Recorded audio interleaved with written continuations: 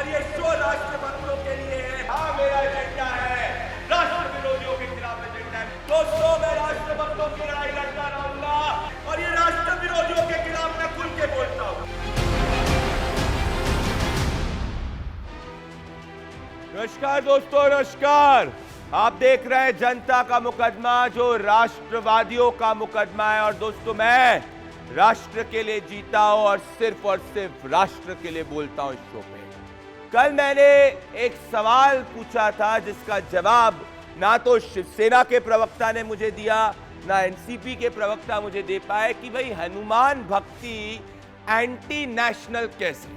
और अगर हनुमान भक्ति एंटी नेशनल है और उससे लॉ एंड ऑर्डर को डिसरप्ट किया जाता है, उससे लॉ एंड ऑर्डर को दिक्कत होती है, जो अब जो स्टेटमेंट स्पेशल पब्लिक प्रोसिक्यूटर ने कोर्ट में दिया है, तो फिर भाई सार्वजनिक नमाज भी क्या एंटी नेशनल और लॉ एंड ऑर्डर के लिए दिक्कत होगी? ये देश की जनता सवाल पूछती है। आज वीडियो प्रूफ आए हैं जो ये आपको दिखाते हैं और स्पष्ट रूप से दिखाते हैं कि किस तरीके से हिपोक्रेसी सामने, जो आपको मैं दिखाऊंगा। इस वीडियो को आप ध्यान से देखिए। इसमें शिव सैनिक जो है वो रवि राणा और नवनीत राणा के अमरावती घर के बाहर पत्थर फेंकते हुए देखे जा रहे हैं। आप ध्यान से अगर देख सकते हैं तो अगर हनुमान चालीसा पढ़ना एंटी नेशनल है तो मैं महाराष्ट्र की सरकार से सवाल पूछना चाहता हूं कि मेंबर ऑफ पार्लियामेंट और एमएलए के घर के बाहर हाथ में पत्थर लेकर पत्थर फेंकना भाई कैसे एंटी नेशनल नहीं है और उससे लॉ एंड ऑर्डर की दिक्कत कैसे नहीं है? दूसरा आप वीडियो देखिए कि मुख्यमंत्री उद्धव ठाकरे के रेजिडेंस के बाहर नवनीत राणा और रवि राणा या बीजेपी के समर्थक नहीं दोस्तों, शिवसेना के समर्थक थे मतोश्री के बाहर। तो फिर लॉ एंड ऑर्डर का मुकदमा क्या शिवसेना के समर्थकों पर और कार्यकर्ताओं पर चलेगा? क्योंकि पुलिस का स्टेटमेंट यह था कि सीएम रेजिडेंस के बाहर लॉ एंड ऑर्डर दिक्कत थी, इसलिए उन्हें सेडिशन के चार्जेस लगाए। वीडियो के हिसाब से तो आज शिवसेना के कार्यकर्ता देख रहे हैं। तीसरा मैं ये कहना चाहता हूं कि मुख्यमंत्री उद्धव ठाकरे कहते हैं कि दादागिरी से उनको निपटना आता है, तो फिर क्या वो शिवसेना कार्यकर्ताओं की दादागिरी से निपटेंगे? क्योंकि किरीट सोमैया को दोस्तों, अगर उनके आप विजुअल देखें, उनकी गाड़ी पर हमला करने की कोशिश की गई थी, उनकी गाड़ी पर उनके गाड़ी के कांच को तोड़ा गया था और वो खुद भी इसमें आप देख सकते हैं घायल हुए थे। और ये सब खार पुलिस स्टेशन के पास हुआ था और पुलिस मौजूद थी। तो सवाल ये उठता है कि क्या ये शिव सैनिक के खिलाफ भी उद्धव ठाकरे कार्रवाई करेंगे? और संजय राउत जी, आपके लिए बाला साहब ठाकरे के विचार पुराने हो सकते हैं पर इस देश के लिए नहीं है। क्योंकि आज हिंदू पूछ रहा है कि जब आंध्र प्रदेश के नेल्लोर में अल्लाह अकबर कहकर हिंदुओं को मिडिल फिंगर दिखाकर हनुमान शोभा यात्रा पर हमला करने की कोशिश करने की इच्छा प्रकट करने के बावजूद अगर उन पर सेडिशन राजद्रोह 124A नहीं लगता, तो सिर्फ हनुमान चालीसा पढ़ने की इच्छा प्रकट करना एंटी नेशनल कैसे हो सकता है? ये सवाल मैं महाराष्ट्र की सेक्युलर सरकार से पूछ रहा हूं। मेरे साथ करोड़ों हिंदू और संविधान में विश्वास करने वाले लोग पूछ रहे हैं। और इसीलिए मेरा आरोप है, जो आप अपने टेलीविजन स्क्रीन पर देख रहे हैं, जो देश की जनता का आरोप है कि शिव सैनिकों की दादागिरी के खिलाफ कब एक्शन लेगी मुंबई पुलिस। और मेरी दलील, जो करोड़ों संविधान प्रेमियों की दलील है कि हनुमान भक्ति एंटी नेशनल, तो फिर क्या शिवसेना के कार्यकर्ताओं की दादागिरी शांति प्रिय? आज के इस मुकदमे में मेरे साथ जुड़ रहे हैं दोस्तों श्वेता शालिनी जी, भारतीय जनता पार्टी की नेशनल स्पोक्स पर्सन, मोहित कंबोज, भारतीय जनता पार्टी के लीडर, मेरे साथ सदगुरु रितेश्वर जी महाराज जुड़ रहे हैं आनंदन धाम वृंदावन से, मेरे साथ मौलाना पीर अली कादरी जी, प्रेसिडेंट मरकजी अंजुमन कदरिया से जुड़ रहे हैं, मेरे साथ ब्रिजमोहन श्रीवास्तव जी, एनसीपी के नेशनल स्पोक्सपर्सन और सीनियर लीडर, और मेरे साथ जुड़ रहे हैं शिवसेना के सीनियर लीडर।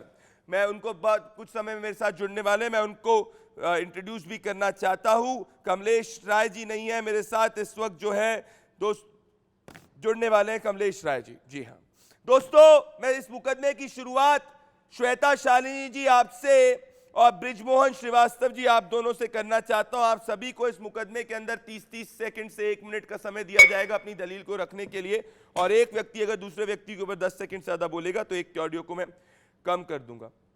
मेरे साथ फारूकी जी, शिवसेना के, इंतकाल फारूकी जी, शिवसेना के लीडर जुड़ चुके हैं, सीनियर लीडर, आपका भी डिबेट में स्वागत है। मैं बृजमोहन जी आपसे और श्वेता जी से शुरू करना चाहता हूं। मुझे जरा बताइए बृजमोहन जी, कल स्पेशल पब्लिक प्रोसिक्यूटर ने कोर्ट में कहा, और मैं उन्हीं की बात को कहना चाह रहा हूं, कि उनको यह एप्रीहेंशन था कि लॉ एंड ऑर्डर डिस्टर्ब होता मतोश्री के बाहर, और राणा दंपत्ति द्वारा जो हनुमान चालीसा पढ़ने की इच्छा थी उससे लॉ एंड ऑर्डर डिस्टर्ब होता।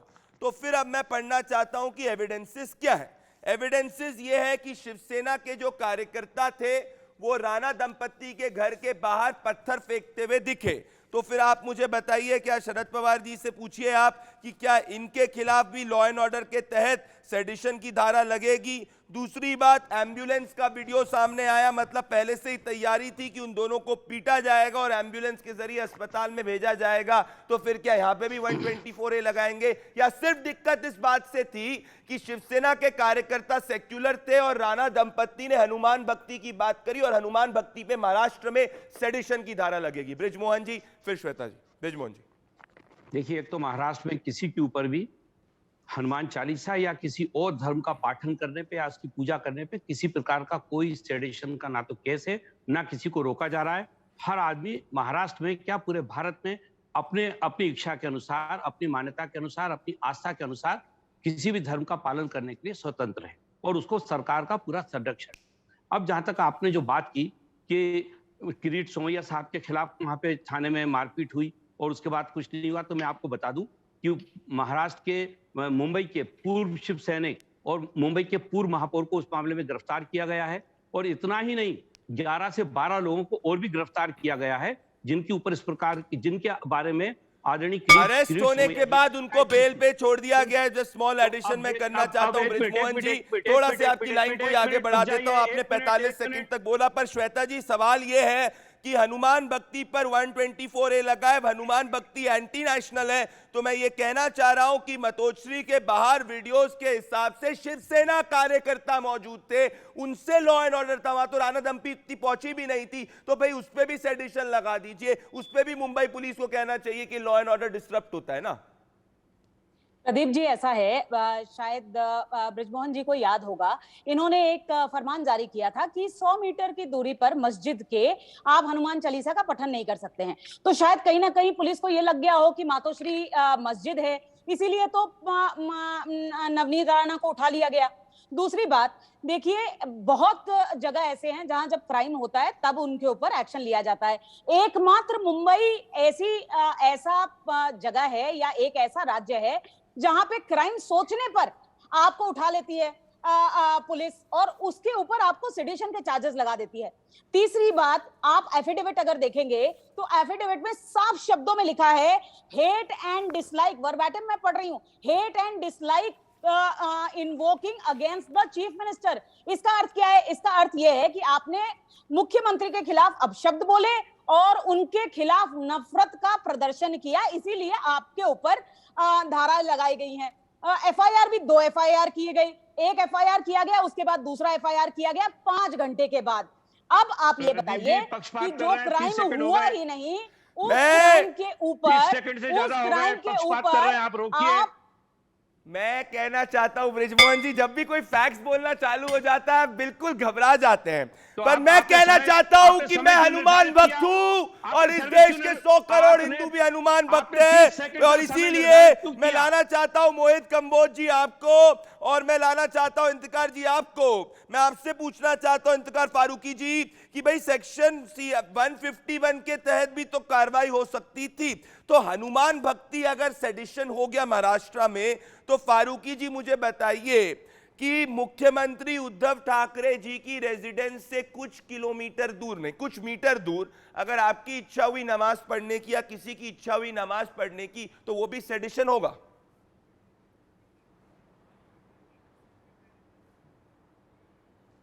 देखिए, सबसे पहले तो मैं आपको ये बताना चाहूँगा कि मेरी आवाज आ रही है आपको? आ रही है, आ रही है। जी, मैं आपको ये बताना चाहूंगा कि ये सारी जो चीजें हैं और जो भी अभी ये जो मसले चल रहे हैं, सारी चीजों को इनको भाजपा की तरफ से इनको तैयार किया गया है। राणा हस्बैंड एंड वाइफ दोनों को मिलाकर इनको बढ़ाया गया कि आप आगे बढ़ो, हम तुम्हारे साथ है, ठीक है ना। हनुमान चालीसा पढ़ने से किसी को आपत्ति नहीं है।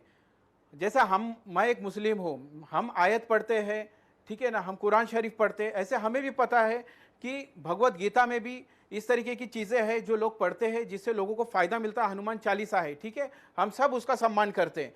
लेकिन इस तरीके से दादागिरी के जरिए से एक चेतावनी दे के कि हम मातोश्री पर आएंगे, तो ये बिल्कुल गलत बात है। मातोश्री पर हर किसी का सम्मान होता है, चाहे हम हिंदू, मुस्लिम, सिख, ईसाई, वो हम शिवसैनिकों के लिए एक मंदिर है, ठीक है ना।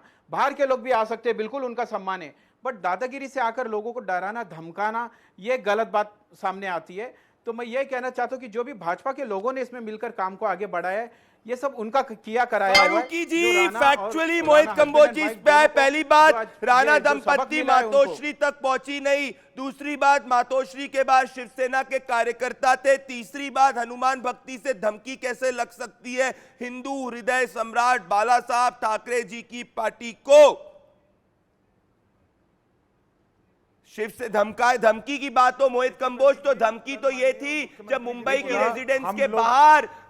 रेजिडेंस के बाहर पुलिस की निगरानी के बीच में किस तरीके से उनके रेजिडेंस के बाहर नारे लगाए गए थे। धमकी तो थी किरीट सोमैया की गाड़ी पे अटैक, धमकी तो थी अमरावती में किस गंदी अभद्र भाषा रवि राणा के खिलाफ टिप्पणी की थी, धमकी तो थी कि पत्थर लेकर अमरावती के घर के बाहर मारने की, सबके वीडियोज है। धमकी तो यह है, हनुमान भक्ति धमकी कैसे हो सकती है मोहित कंबोज?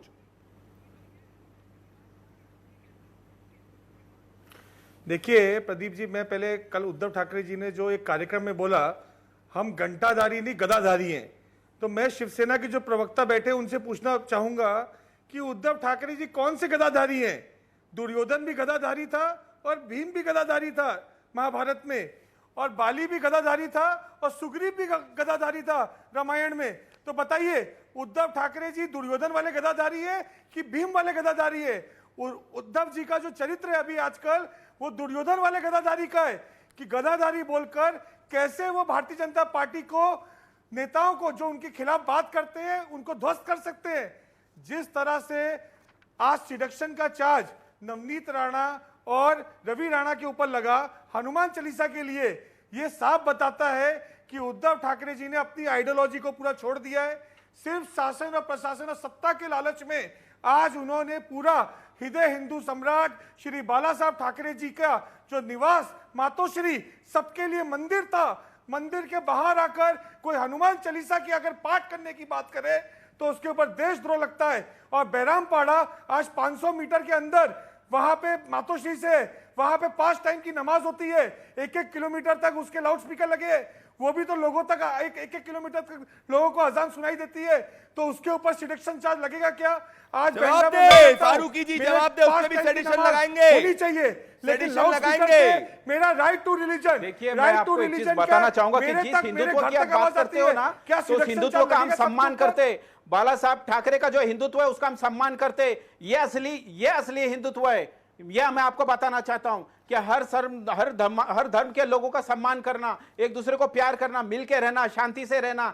आप क्या बात कर रहे हो? किस धर्म की बात कर रहे हैं आप? नंगी तलवार लेकर रोडों पे नारे लगाना, चिल्लाना, यह धर्म की बात है?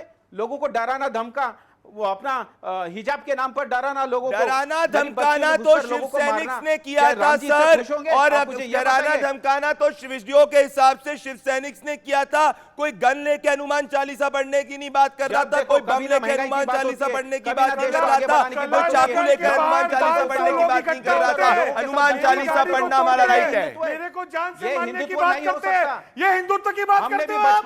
कौन से हिंदुत्व की बात करते हो भाई साहब? मेरे जैसे हम बोलते हैं भारत माता की जय, तो ये हमारा वतन है। मेरे को गालियां देते हैं, आज आए हो तो जिंदा नहीं जाओगे। ये हिंदुत्व की बात कर रहे हो, लोगों के बीच में ये बात कर रहे हो आप, साथ में रहने की ये बात कर रहे हो आप, धर्म की और भाईचारे की। छत्रपति शिवाजी महाराज का हिंदुत्व देखो, उसको मुगलों के साथ लड़ने के लिए वो आगे बढ़ते थे, मुसलमानों को मुखिया के तौर पर रखते थे, भरोसा करते थे उन पर। और वो भी छत्रपति शिवाजी महाराज के लिए जान लगाने को खड़े रहते थे। पर अगर छत्रपति शिवाजी महाराज जी या कोई भी होगा उसको हनुमान चालीसा से थ्रेट नहीं होगा, ये मैं कहना चाहता हूँ। सदगुरु रितेश्वर महाराज जी और मौलाना पीर अली कादरी जी के पास आने के पहले श्वेता शालिनी और बृजमोहन जी दिक्कत क्या थी? दिक्कत क्या थी? दिक्कत क्या थी? जब आंध्र प्रदेश के अंदर हिंदुओं को मिडिल फिंगर दिखाई गई तब भी सेडिशन का चार्ज नहीं लगा। बस राणा दंपत्ति ने उद्धव ठाकरे जी को बोला कि उद्धव ठाकरे जी हम आपके रेजिडेंस के बाहर हनुमान चालीसा पढ़ना चाहते हैं। ये महाराष्ट्र को 31 अगस्त 2021 को सब जानते हैं कि ऑर्डर पास हुआ था कि मंदिर बंद हो जाएंगे और बार खुली हो जाएगी। वो हिपोक्रेसी भी देखी है। तो इस वक्त हिपोक्रेसी कैसे? अगर हनुमान चालीसा सीएम के रेजिडेंस के बाहर पढ़ने में दिक्कत है तो उस हिसाब से 500 मीटर का दायरा डिसाइड कर लीजिए, 1 किलोमीटर का दायरा डिसाइड कर लीजिए और कह दीजिए ना नमाज पढ़ी जाएगी ना कोई दूसरे धर्म का पढ़ा जाएगा। कोई दिक्कत नहीं भाई, कोई दिक्कत नहीं। कानून सेम बनाइए ना बृजमोहन जी कानून सेम बनाइए ना। बोलिए ना शरद पवार जी को कि कानून सेम बनाए, सेम कानून हो। एक आपसे अनुरोध है, हर बार आदरणीय शरद पवार जी के नाम लेने की जरूरत नहीं है। मैं बैठा हूं, मैं जवाब देने को हूं यहाँ पर। इसके लिए मेरे को आप यहाँ पे पवार साहब होते तो आप निश्चित रूप से उनसे पूछते। मैं जब हूं तो मैं जवाब दे रहा हूं ना। आप देखिए प्रदीप भाई, एक तो आपने जितनी देर बोला है मेरी बात सुन लीजिएगा ध्यान से। महाराष्ट्र में किसी को भी उसके धर्म के पालन से विमुख नहीं किया गया है, एक। दूसरा, यहाँ पे जो बहन नवनीत राणा के खिलाफ जो कार्रवाई हुई है वो इसलिए हुई है कि अमरावती पुलिस ने उनको एक चेतावनी दी। उनके कहने पर उन्होंने क्या कहा? उन्होंने ये कहा कि महाराष्ट्र सरकार को चूंकि भ्रष्टाचार का ग्रहण लग गया है तो मुझे देववाणी हुई है, ईश्वर ने मुझे खबर दी है कि आपको जाके हनुमान चालीसा का पाठ करना है महाराष्ट्र के मुख्यमंत्री जी के निवास में बगैर अनुमति के।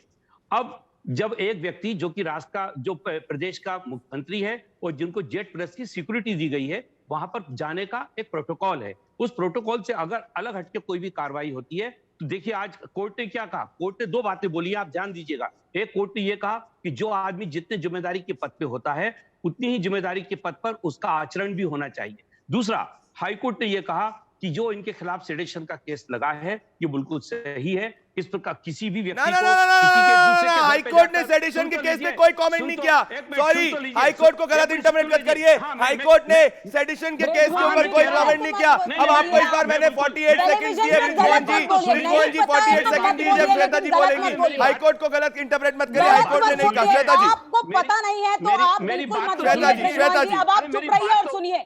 देखिए, हाईकोर्ट ने ये 48 सेकंड बृजमोहन जी 48 सेकंड आपको दिए मैंने। आपने बृजमोहन जी उनके पास 2 धाराएं लगी हुई थी। आपने हाईकोर्ट को गलत जब वो हाईकोर्ट गए तो उन्होंने कहा कि एक धारा को हटाकर एक ही एफआईआर रखिए। नहीं बृजमोहन जी, आपने गलत बात बोली है, आपने गलत बात बोली। आप आधी बात पे आप प्रतिक्रिया देनी, मेरी पूरी बात तो सुन लीजिए। हाईकोर्ट ने सेडिशन के ऊपर कुछ नहीं कहा। मैं ये कहना चाहता हूं, मैं ये कहना चाह रहा था कि कोर्ट ने ये कहा है कि जो इनके खिलाफ केस रजिस्टर्ड किया गया है, मैं उसकी बात नहीं कर रहा हूं। कोर्ट ने यह कहा कि किसी भी व्यक्ति को दूसरे के घर पे जाकर धार्मिक अनुष्ठान करने की अनुमति नहीं दी जा सकती।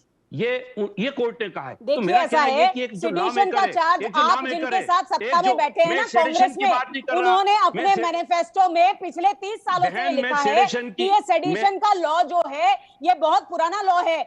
महाराष्ट्र में ये पहले बाल गंगाधर तिलक के ऊपर लगा था और अब आप लोगों ने नवनीत राणा के ऊपर लगाया है। देखिए, हाईकोर्ट ने केवल मात्र इतना कहा कि दो एफआईआर में से, भाई साहब सुन लीजिए ना बात, बाल गंगाधर जी से कम आप मोनोपोली मत हासिल करिए। श्वेता जी को 20 सेकंड सुन लीजिए। श्वेता जी को 20 सेकंड सुन लीजिए। आपको पिछली बार मैंने डबल टाइम दिया, इस बार श्वेता जी से तुलना करिए आप। श्वेता, अरे उनकी इच्छा हो किसी से भी तुलना करे। हाईकोर्ट ने कहा कि उन्होंने फैब्रिकेटेड पहले। अब आप सुन लीजिए बृजमोहन जी, सुनिए आप बृजमोहन जी प्लीज सुन लीजिए। आप लोकतांत्रिक व्यक्ति, सुन लीजिए उनकी बात को। काम है, इसमें हम दखल अंदाजी नहीं करेंगे। आप एफआईआर इन्वेस्टिगेट कीजिए, ये हाईकोर्ट ने कहा है। और अब उनको बेल मिल जाएगा, 29 को उनको डेट है, या फिर वो सुप्रीम कोर्ट में अपील करेंगे। मैं राणा की प्रवक्ता नहीं हूं, मैं केवल मात्र इतना आपसे कहना चाहती हूं कि हमारे देश में लोकतांत्रिक देश है। हम यदि चाहें तो चाहे हनुमान चालीसा का पाठ कहीं भी, हमारा धर्म हमें अलाउ करता है कि हम कहीं भी कर सकते हैं।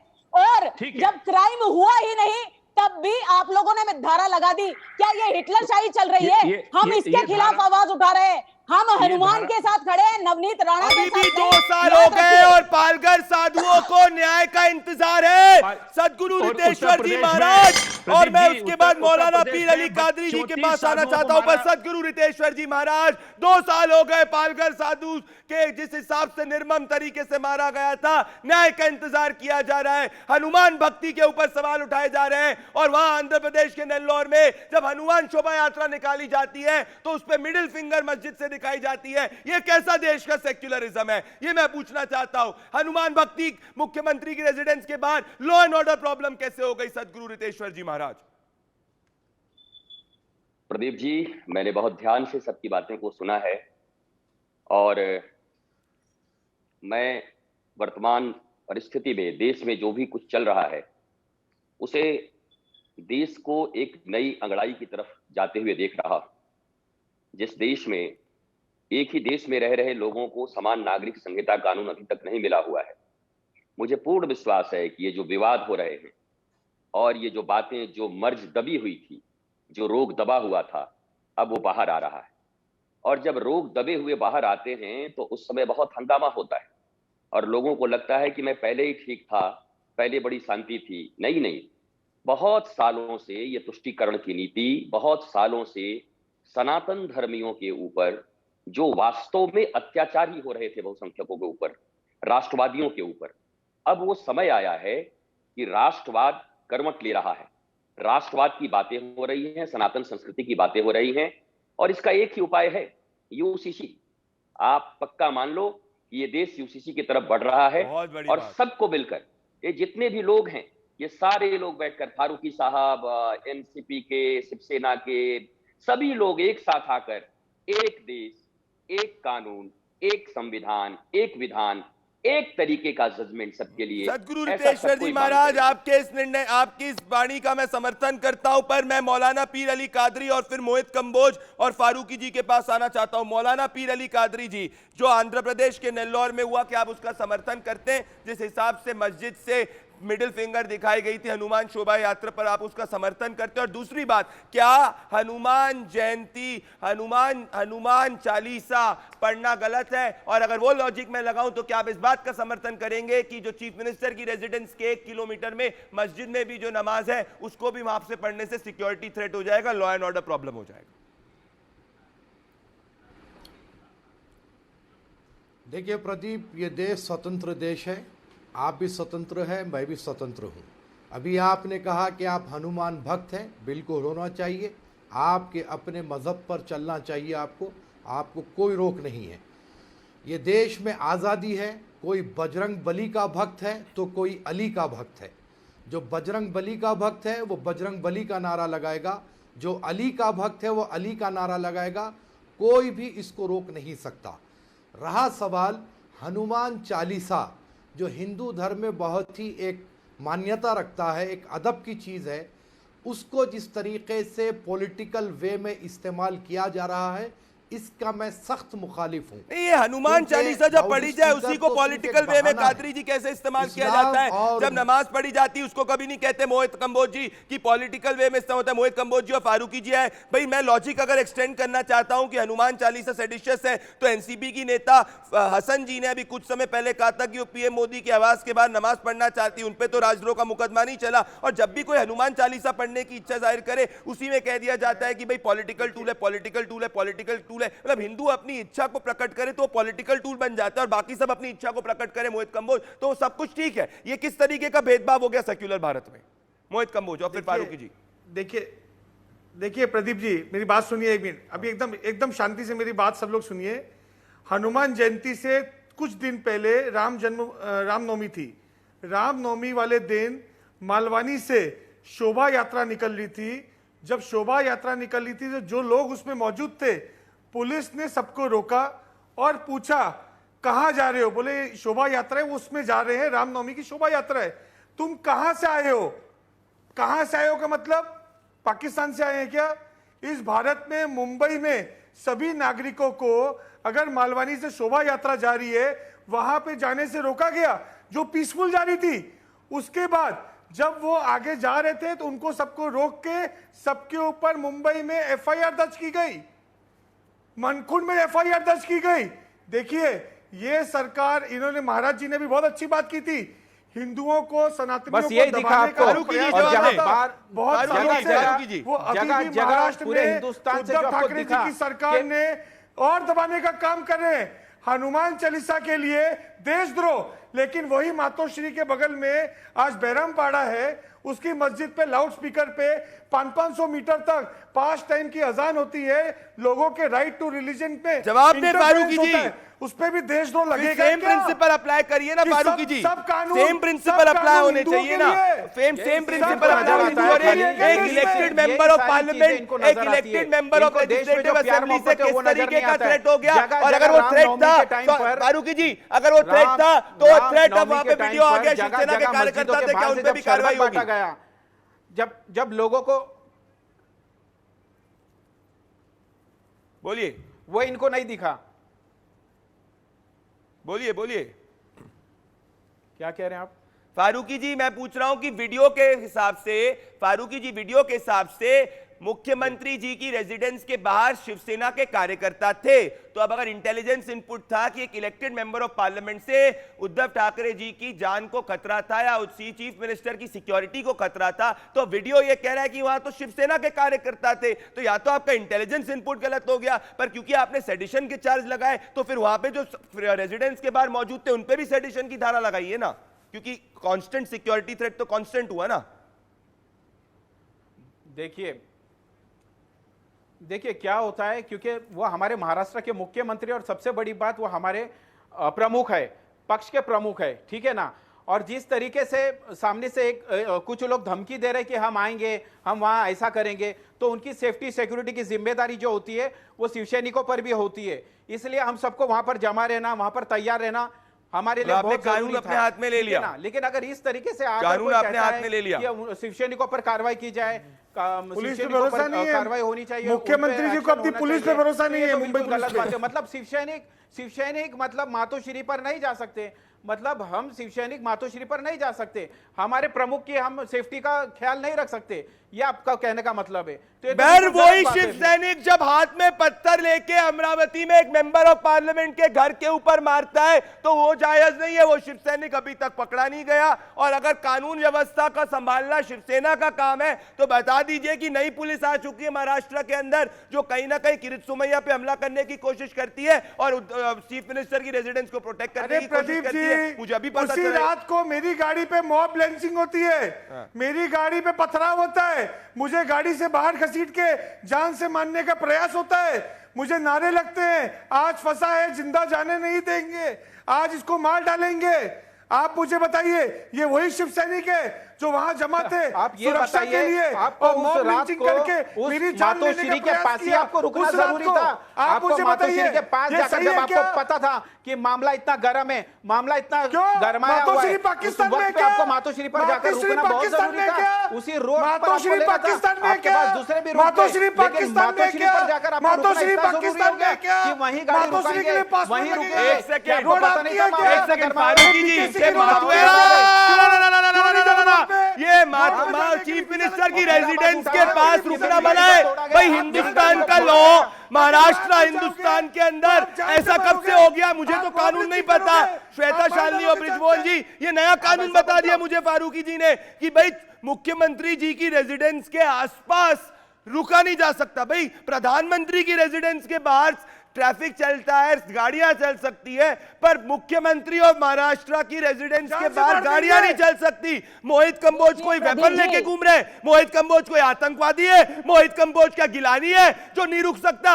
वो तो इस देश ने तो गिलानी जैसे लोगों को झप्पियां दी है, मोहित कंबोज नहीं रुक सकता। श्वेता शालिनी ये कहां का कानून हो गया? बृजमोहन जी पहले श्वेता शालिनी जी और फिर बृजमोहन जी। ऐसा है प्रदीप जी कि मुख्यमंत्री निवास जो है वो वर्षा है, वो मातोश्री है भी नहीं। एक सेकंड माफी चाह रहा हूं श्वेता जी, रोक रहा हूं मैं। इस वक्त देश इस वक्त आपके मुकदमे पे रिएक्ट कर रहा है। न्यूज लड़ेगा जनता का मुकदमा। श्वेता शालिनी और ब्रिजमोहन जी, ये तो बहुत अचंभित करने की बात है। मुझे तो नया देश में कानून पता चला कि चीफ मिनिस्टर की रेजिडेंस के आजू बाजू गाड़ियां नहीं मूव कर सकती ऑन अ नॉर्मल डे। और मोहित कंबोज कोई नेशनल सिक्योरिटी थ्रेट तो नहीं है, एक बीजेपी के लीडर है, वो नहीं मूव कर सकती। नया लॉजिक पता चला मुझे अभी तक पता ही नहीं था। वाओ, मींस न्यू कानून आया, इन्वेंट हुआ है। सीआरपीसी नहीं है ये, शायद से शिवसेना पीसी लग रही है मुझे। नहीं, देखिए ऐसा है प्रदीप जी, मैं आपको याद दिलाना चाहती हूँ और महाराष्ट्र को भी याद दिलाना चाहती हूँ कि महाराष्ट्र के मुख्यमंत्री का ऑफिशियल निवास वर्षा है।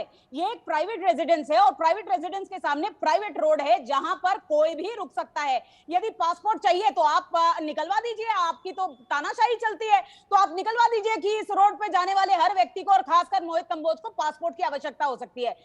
इससे पहले कि आप कहीं और जाएं प्रदीप जी, मैं दो बातें और बताना चाहूंगी। फारूकी साहब ने ये बात कही कि भाई ये जो नवनीत राणा है और ये जो राणा कपल हैं ये सारे बीजेपी वाले हैं। देखिए, आज से बहुत सालों पहले कबीरदास ने कहा था कि कंकर पत्थर जोड़ के मस्जिद लई बनाए, ता चढ़ी मुल्ला बांग दे, का बहरा हुआ खुदाए। तो क्या कबीरदास भी बीजेपी वाले थे? और आपने अभी कहा कि नंगी तलवारें लेके आप लोग घूमते हैं। आप भूल गए शिवम शुक्ला को, जिसकी जान तक ले डाली थी आप लोगों ने। बिल्कुल बिल्कुल, पत्थर फेंककर और तलवारें और लकड़ियां। फारूकी जी जवाब दें। आप भूल गए हैं ये सारी चीजें और आप वापस आके कहते हैं कि भाई शरबत बट रही थी। मैं आपको ये बोलना चाहता हूँ, मैं आपको बताना चाहता हूँ कि आप देश को किस तरफ लेके जा रहे हैं। क्या आप जवाब दे सकते हैं? देश आज किस जगह पर आपने देश को पहुंचा दिया? ये लाउड स्पीकर, ये लड़ाई झगड़ा, ये नफरत फैला कर देश को किस जगह पर आप ले गए? क्या आप जानते हैं इस चीज को? आप कानून से बड़े नहीं कभी ना महंगाई की बात होती है, कभी ना लोगों की अस्पतालों के बेचारे गरीब परेशान है, कभी देश की डीजल पेट्रोल आपने बढ़ा के रख दिया, कभी आपने इसके ऊपर बात किया?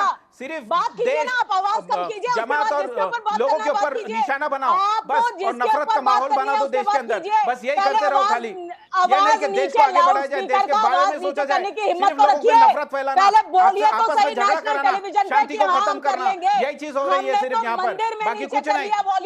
कभी आप लोग क्या प्रेम, हाँ मैं मस्जिद में गीता का पाठ आपको पता है? गीता का पाठ मैं आपको बताता हूँ क्या है गीता का पाठ, राम का पाठ क्या मैं आपको बताता हूँ। यार मोहब्बत है, ये नहीं है कि लोगों में नफरत फैलाओ। अल्लाह से बड़ा कोई समझ गए आप? गीता में कभी नहीं कहा गया, गीता में कहा गया कर्म करो और वही कर्म हम कर रहे हैं। राम जी हम अपने हक क्या आपको लग रहा है जो आप कर रहे हैं राइट टू इससे रिलीजन ईश्वर ये खुश है होगा? कि आपको मेरा लगता है? रिलीजन में कभी भी कहीं हनुमान चालीसा से तो ईश्वर खुश होता है, ये मैं जानता हूँ। जिस हिसाब से आपके मजहब के अंदर जब आप प्रे करते हैं उससे आपको खुशी मिलती है।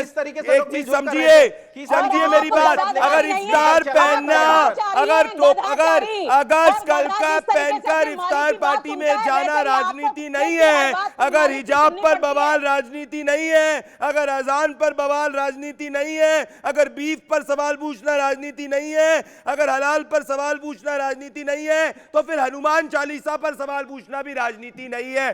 कादरी जी और मैं सदगुरु रितेश्वर जी महाराज आ रहा हूं आपके पास, मोहित कंबोज आपके पास भी आ रहा हूं। कादरी जी मुझे बताइए, आप समर्थन कर रहे हैं, आप इन्हें हनुमान चालीसा पढ़ने का कि कोई भी हिंदू को अधिकार होना चाहिए कि ये हनुमान चालीसा पढ़े, जिस हिसाब से नमाज पढ़ी जाती है हनुमान चालीसा पढ़े, या नहीं आप चाहते तो बोलिए कि हाँ मुख्यमंत्री की रेजिडेंस के 1 किलोमीटर में ना नमाज पढ़ी जाएगी ना हनुमान चालीसा पढ़ी जाएगी, ऐसा कानून लाया जाए। बोलिए, एक स्पष्ट बात होनी चाहिए सबके। देखिए साहब, हनुमान चालीसा पढ़ने से किसी भी भारतीय को एतराज नहीं है, हो रहा है ना अभी चाहिए, लेकिन शरारत के हिसाब से जाकर अगर कोई हनुमान चालीसा, अच्छा एक से रुक जाइए कादरी जी, अगर नवनीत राणा वहां पर नवनीत राणा के बजाय नहीं आपने बोला शरारत, सॉरी मैं स्पेसिफिक क्वेश्चन कर रहा हूं, अगर नवनीत राणा की जगह वहां पे मान लीजिए बदरुद्दीन अजमल की इच्छा होती कि भाई उसको असम में नहीं पढ़ना, उसको अब जाके असम में नहीं पढ़ना, मुख्यमंत्री निवास के 500 मीटर में जो मस्जिद की बात करी मोहित कंबोज ने, वहां पे जाके उनको नमाज पढ़ना है, तो वो भी शरारत होती, फिर वो भी शरारत होती नमाज पढ़ना? मस्जिद के अंदर नमाज पढ़ी जाएगी, नहीं शरारत होती, फिर बदरुद्दीन अजमल हो या अली खादरी हो, शरारत मस्जिद के अंदर पड़ेगा। सदगुरु रितेश्वर महाराज जी, मगर वो हनुमान चालीसा पढ़ना चाहे तो शरारत कैसे? अगर मुख्यमंत्री आवास के सामने पड़ेगा तो यकीनन वो शरारत है। उन्होंने अपने घर के अंदर पढ़ी कादरी जी, वो तो गए भी नहीं मुख्यमंत्री आवास तक, उन्होंने अपने घर के अंदर हनुमान चालीसा पढ़ी। रितेश्वर महाराज जी, अगर हिंदू इच्छा प्रकट करे कि वो मान लीजिए सामूहिक हनुमान चालीसा भी पढ़ना चाहे, उसमें भी शरारत देखी जाए, और बंगाल के अंदर मेन रोड्स पे मेन रोड्स को ब्लॉक कर दिया जाता है, मेन रोड्स को ब्लॉक कर दिया जाता है रमजान के वक्त बिकॉज ऑफ धार्मिक कारणों की वजह से। तो अगर उसी प्रिंसिपल को मैं अप्लाई करूं तो फिर सामूहिक हनुमान चालीसा पढ़नी चाहिए। हर धर्म के लिए कानून बराबर होना चाहिए, हर धर्म के लिए कानून बराबर होना चाहिए। मीडिया के जरिए प्रदीप जी, सांप्रदायिकता फैला रहे हैं आप। प्रदीप जी, आप सारे देश को बांटने का काम कर रहे हैं आप। सालों तक इस देश में अपीसमेंट चला है, उस तुष्टीकरण के खिलाफ मैं बोल रहा हूं। मैं शिवम की आवाज को भी उतना बुलंद कर रहा हूं जितना आवाज बुलंद इस देश के अंदर किसी दूसरे की आवाज हुआ करती थी। मैं इस देश के अंदर हर व्यक्ति की आवाज बुलंद करना चाहता हूं, पर हां, वो दौर गए कि हिंदू पीड़ित होते रहे कादरी जी, और उसको ना बोला जाए। 1950s के दौर में वोट बैंक टर्म का इस्तेमाल किया गया था, वो वोट बैंक टर्म में मैं विश्वास नहीं करता हूं। बिल्कुल मैं न्याय की बात करता हूं। सदगुरु रितेश्वर महाराज जी, बिल्कुल पर पक्ष विपक्ष मत कीजिए। सदगुरु रितेश्वर महाराज जी, आप रितेश्वर महाराज, मौलाना साहब रुकिए, मुझे बोलने दीजिए। मौलाना साहब सुनिए ध्यान से। ये देश धर्म से, मजहब से ऊपर उठकर समान नागरिक संहिता कानून की ओर आगे बढ़ रहा है।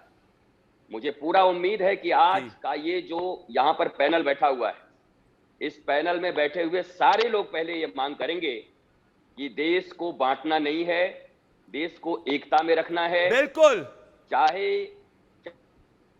सदगुरु रितेश्वर महाराज जी, आपने बहुत महत्वपूर्ण बात की। माफी चाह रहा हूं, मैं आपको बीच में रोक रहा हूं क्योंकि इस वक्त मेरे पास समय इतना ही था, पर आपने जो कहा कि यूसीसी जो है वो देश को उस तरफ जाना चाहिए। आप सभी मेरे साथ जुड़े, बहुत बहुत धन्यवाद दोस्तों। इस वक्त मेरे साथ भारतीय जनता पार्टी के नेशनल सेक्रेटरी सुनील देओधर जुड़ रहे हैं। सुनील देओधर जी मेरे साथ 8 बजे के शो पे जुड़ने के लिए बहुत बहुत धन्यवाद। सुनील देओधर जी, एक तरफ हनुमान जयंती पर शोभा यात्रा पर शराब की बोतलों से हमला हो रहा है नेल्लौर में, और दूसरी तरफ हनुमान चालीसा के पाठ पढ़ने की इच्छा प्रकट करने पर सेडिशन का केस महाराष्ट्र में लग रहा है। इसको आप कैसे देखते हैं? मैं स्वयं महाराष्ट्र का हूं, मुंबई का हूं, और मैं जानता हूं किस तरह से महाराष्ट्र के मुख्यमंत्री ने सत्ता लोलुप बनकर ये केवल भारतीय जनता पार्टी को बैकस्टैबिंग नहीं किया है, उन्होंने संपूर्ण महाराष्ट्र की जनता के साथ विश्वासघात किया है। और स्वर्गवासी बाला साहेब ठाकरे जी, जिन्होंने हिंदुत्व की ज्वाला प्रज्वलित की थी लाखों हिंदुओं के अंदर, उनके सुपुत्र होने के बावजूद हिंदुओं के साथ इस प्रकार का विश्वासघात जो शिवसेना कर रही है, समाज उनको उत्तर देगा। और जब तक हनुमान चालीसा की बात है प्रदीप जी, मेरा उद्धव ठाकरे जी से निवेदन है, आप किसी से भी पंगा लीजिए, हनुमान जी से पंगा मत लीजिए। हनुमान जी से पंगा लिया था रावण ने, और रावण की लंका जलाकर खाक करके हनुमान जी वापस आए थे। जाते समय उनका कोई एजेंडा लंका जलाने का नहीं था, और इसलिए ये जो इन्होंने देशद्रोह का जो मुकदमा, और वो भी एक मेंबर ऑफ पार्लियामेंट के ऊपर जी, मेंबर ऑफ पार्लियामेंट के ऊपर इस प्रकार से मुकदमा नहीं, उसको अरेस्ट नहीं किया जा सकता। उसके लिए लोकसभा स्पीकर से परमिशन लेनी पड़ती है, उनको इंफॉर्मेशन इंटीमेशन देना पड़ता है। और आपको याद होगा तो आंध्र प्रदेश में होने वाले धर्मांतरण के खिलाफ वाईएसआरसीपी के ही सांसद ने आवाज उठाई थी, और उसको भी इसी तरह से जगनमोहन रेड्डी सरकार हैदराबाद से उठाकर लेकर गई थी, और उनको बेतहाशा उनके साथ मारपीट की थी। मतलब जहां पर ये तथाकथित सेक्युलर नाम की सरकारें, ये सेक्युलर वगैरह कुछ नहीं होता है, ये केवल वोटों के भूखे लोग हैं, ये वोट बैंक पॉलिटिक्स करते हैं, और इनकी नजर जो है ये इस देश की माइनॉरिटी वोट बैंक के ऊपर है। ये आपने महत्वपूर्ण बात करी आंध्र प्रदेश की, और आंध्र प्रदेश के नेल्लौर में हमने देखा किस तरीके से हिंदुओं पर बियर बॉटल से हमला हुआ। और इस तरीके के हमले के ऊपर आप क्या कहना चाहते हैं सुनील देओधर जी, क्योंकि आप को प्रभारी भी आंध्र प्रदेश में भारतीय जनता पार्टी के?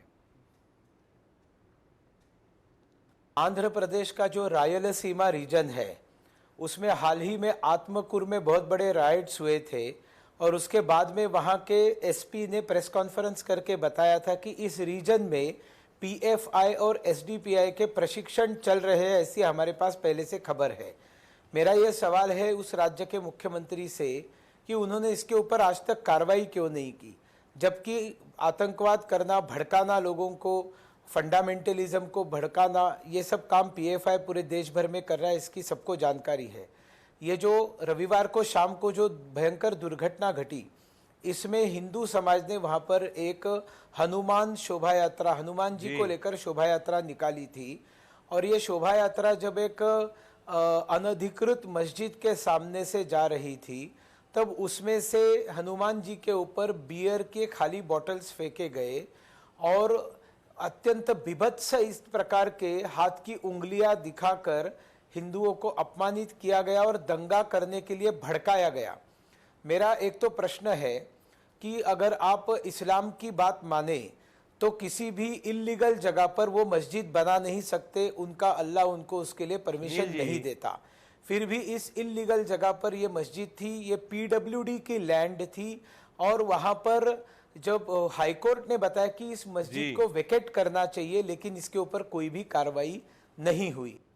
मेरे साथ सुनील जोधर जी आप जुड़े, बहुत बहुत धन्यवाद। दोस्तों, भारतीय जनता पार्टी के सीनियर लीडर और नेशनल सेक्रेटरी सुनील जोधर। दोस्तों, मैं राष्ट्र के लिए जीता हूं और सिर्फ राष्ट्र के लिए बोलता हूं। और आज राष्ट्र के लिए बहुत बड़ा दिन है क्योंकि हमने Guinness book of world record बनाया है, सबसे ज्यादा नेशनल फ्लैग्स एक साथ में फहराकर, और ये चीज केंद्रीय गृह मंत्री अमित शाह के निर्देशन में हुई। It's a proud moment for India. In visuals के साथ मैं आपको विदाई देता हूं और आप इन विजुअल्स को देखिए और कल रात को 8 बजे वापस से मैं आपका इंतजार करूंगा ये राष्ट्रहित के शो में जनता का मुकदमा में। नमस्कार, देखिए।